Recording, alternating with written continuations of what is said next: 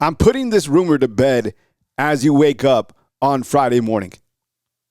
It is Coach Kalen DeBoer being mentioned and being linked to taking the Penn State job. Have you seen this?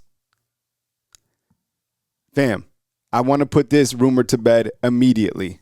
And let's think about how crazy this even sounds to be talking about this at this point in time.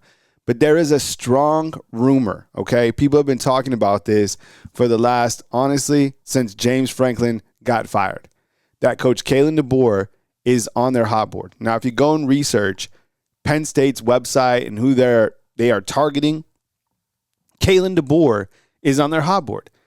This is utterly ridiculous. I can't even believe that I have to address something like this at this point in time. But I feel it's important that even the size of my platform, we get kind of this out there. Coach Kalen DeBoer is not leaving Alabama, okay? He's not. This is ridiculous. Think about how ridiculous it sounds. Coach Kalen DeBoer leaving Alabama for Penn State. That's a lower level job than it is here at Alabama. Like, Alabama is still top in college football, right? You think of like the top programs, Alabama's right there. I think Penn State is underneath, okay? So I don't want to alarm you this morning, but my goodness, this is ridiculous. Plus, he's already getting absolutely taken care of here. Plus, he's building something great here. And I do feel that there is, a little anxiety right now that Alabama, might miss the playoffs or this and that. People don't take losing lightly here.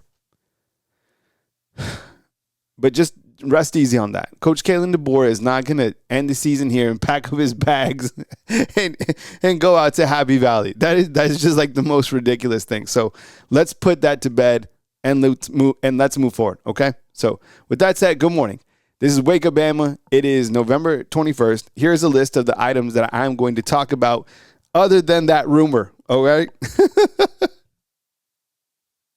Okay, so good news. ESPN has Alabama with a 63% chance to make the playoffs. And this is if you mess with their ESPN playoff predictor, okay? 60% is better than 50%. And I think a way to look at this is you kind of look to what Alabama has to do to get to the playoffs. I would imagine you already know what they have to do, and it's basically just win out. But let's go over some of the scenarios, okay? So Alabama is 100% in the playoffs if they beat Eastern Illinois, if they beat Auburn, and if they win the SEC championship. That's 100%, right? They will be hosting a quarterfinal as the home team, not at Bryant-Denny Stadium. That will be a bowl game, but they will be the higher seeded team. Okay.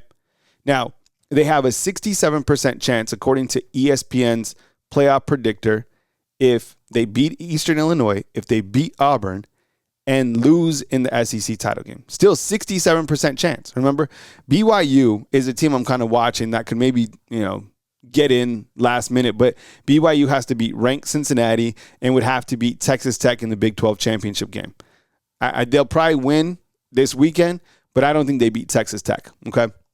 There's also Miami kind of floating around, but I don't know if they're really going to take two teams from the ACC. So Bama is in good position, okay? Now, the committee doesn't like the fact that Alabama can't run the ball. The committee doesn't like that Alabama lost to Florida State. The committee just doesn't seem like they like Alabama at all. No, I wouldn't say that. But, I mean, they do appreciate the fact that they have 4 wins against top 25 teams. But that Florida State loss, it was nasty, okay? And if they lose again, that would be 3 losses. And when you're kind of comparing the teams that are 9, 10, 11, and 12, Alabama would be the only team in that category that has 3 losses. Now, at the same point, you could be like, well, that's the only team that has, 4 wins over top 25 teams. So we'll get to there, but beat Auburn. That is the number one thing that you have to do. 100%. All right. That's what we know for sure. If you lose to Auburn, it's done. And we're covering, I don't have no idea what bowl game it would be. It would be terrible. Okay. That's basically worst case scenario. Ty Simpson at now plus 15,000 to win the Heisman Trophy. That's less than 1%. And this makes me really upset. This whole week, it's bothered me because I feel that there's so many people that jumped off the Ty Simpson wagon after that Oklahoma game. And I just feel it's really unfair. And I get it. It's a team sport, and Ty Simpson doesn't care at all about the Heisman Trophy and, team first and all that stuff. But, man, come on. Like, it's BS, in my opinion, that he got dropped and demoted like he did. I've tried to be vocal about Julian Sain, about Fernando Mendoza, about the lack of competition that those guys are playing. The fact that Julian Sain threw 2 interceptions against Ohio. The fact that Fernando Mendoza has 3 times as many interceptions thrown than Ty Simpson, but it seems to fall on deaf ears. I mean, Ty Simpson, right? The 22 touchdowns and 2 interceptions, it's been overshadowed by that loss to Oklahoma. That interception that he threw for an 87-yard touchdown was worth about, 7, 8 interceptions. The fumbles, right? That's all it is crazy because the work that he's done through 10 games. Remember when he was 17-17 and then he was like 23-24, whatever it was? Everything has been nullified. And now he's known as a turnover machine, and he's got plus 15,000 odds.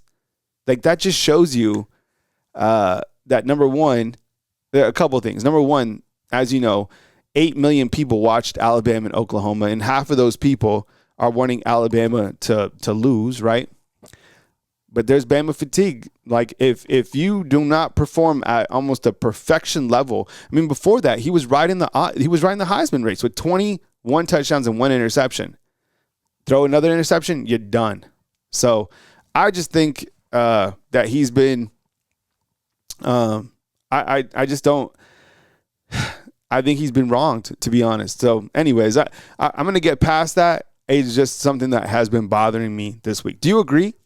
Maybe I'm wrong. Maybe he is an absolute just turnover machine, and he's not the quarterback we thought he was.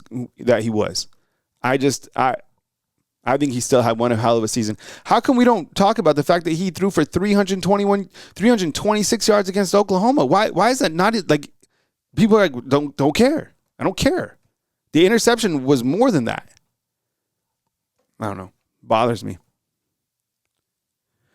Okay, so who would Alabama play in the SEC title game? It's pretty easy. We've gone over this a couple different times, but it all comes down to that Texas A&M and Texas game. So if Texas A&M beats Texas, then Alabama, if they beat Auburn, then they would play Texas A&M. Now, if Texas beats Texas A&M, then it would be Georgia who Alabama would play in the SEC title game.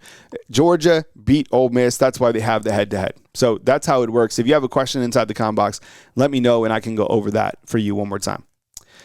Injuries for this Saturday. We didn't get an SEC student availability report because Eastern Illinois is not in the SEC. So unless 2 teams from the SEC are playing, we're not going to get one of those reports. So that's why you didn't see an official kind of statement on Quay Rusaw or anyone else that might be a little bit banged up like Parker Brailsford. So what we are watching for Saturday is if Parker Brailsford is going to play at the center position. He was seen in a boot after the game against Oklahoma. I heard that he's a little bit banged up, which makes me a little bit nervous because now if he's banged up, Jaden Roberts has been banged up at the right guard. You even had Will Conformi playing at the right guard. And then at the right tackle position, you have a freshman, Michael Carroll, right? So I'm a little bit nervous about the offensive line still. They'll get past Eastern Illinois, but if these guys aren't 100% by the Auburn game, I am nervous, to be honest. Who would replace Parker Brailsford if he can't go on Saturday? I would imagine it's Joseph Ionita, I guess. Maybe we see some Geno Vandermark, but I think on the season, it's been Joseph Ionita that has played center. I think he's played 19 snaps this year. So look for him to play. You also have Quay Rusaw, who is likely back this weekend. Now, the significance of him coming back, he plays the same position as Deontay Pierre. He was actually the starter at that position. if he comes back, how does Alabama utilize two talents like that? Is there any creative scheme to where you have each of those guys on the field? Or do you just keep two elite defenders fresh and keep rotating them in, based on down and distance? Because you can't pull off Yanzi Pierre, right? So I guess, we got to figure out what Kane Womack does with the now healthy Quay Russaw, which I think is a hell of an addition towards the back end of the season. I mean, you're getting a starter back at this time of year, which is huge. Who are we hoping to see against Eastern Illinois? It'd probably be mostly younger offensive players, to be honest. Maybe on the defensive side, like a Cam Calhoun or like a Noah Carter or something like that, Justin Hill. But I'm thinking about like guys on the offensive side, quarterbacks. And I want to preference this by saying I want to see other quarterbacks, not because I don't think Ty's the guy to finish the job this year, okay? He's the guy. I said, I was talking about other quarterbacks in another video, and people were like, "Oh, you don't believe that Ty's the guy?" Yes, I do. I just had a whole segment on Ty by himself. But for me, I want to see Austin Mack come in. The last time we saw him come in, he threw like one pass, and I think it was an incompletion. He's barely played this year, right? And same for Keon Russell, right? Keelan Russell has barely played. So the two quarterbacks, how have they progressed from, I guess, week 2 to this point in time? Where are they? Are they still making plays? They are at practice and stuff, but like I want to see them get some reps. And look, I know Coach Saban would be pissed off. He's like, how do you even know these guys are going to play? They better play. If we don't see backups playing in this game, Alabama's not going to make the playoffs, okay? Because they are being watched under a microscope. Now part of the criteria is, my goodness, I'm watching William Anderson right here for the Texans. This guy he's the best edge rusher in the NFL. He's a menace. Have you seen this? The Terminator? Unbelievable. I mean, on a scale of 1 to 100, his skill is 99.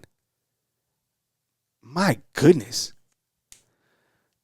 But I want to see those quarterbacks in action. Like, yeah, let's get them going. It's nothing to do with like starting someone else right now. It's just about I want to see these guys in the development phase. I want to see AK Deer. I do. Honest to God. I want to see a different running back, and I do want to see Alabama get some reps with some different running backs. If Kevin Riley's good to go, or I don't know, Richard Young, whatever it is, let's get some guys back there. Let's get some momentum with the running game overall. Let's get jam-fed. Let's get Daniel Hill. Let's get some momentum there in the running back room. Let's run for 500 yards because that's now part of the criteria to make the playoffs, right? Let's see. Other wide receivers, maybe Jalen Hill. Shoot. Get Jalen Hill on the field. Jalen Mbakwe, Derek Meadows. Trying to think about other guys, kind of younger guys that we might see, like skill position players. Iron Bolt notes. This is interesting. So you have the Auburn Tigers just announced that Deuce Knight, who's a true freshman, will start for the Tigers versus Mercer, okay? Now, Ashton Daniels has been the quarterback for the last couple of games, right? He played against Vanderbilt, and they lost in that game 45-38 in overtime. Ashton Daniels in that game was 31 of 44, 353 yards, and 2 touchdowns, okay? He's played 3 games this year, but they're not playing him against Mercer to save his red shirt. So he will play against Alabama, but he's not going to play against Mercer, right?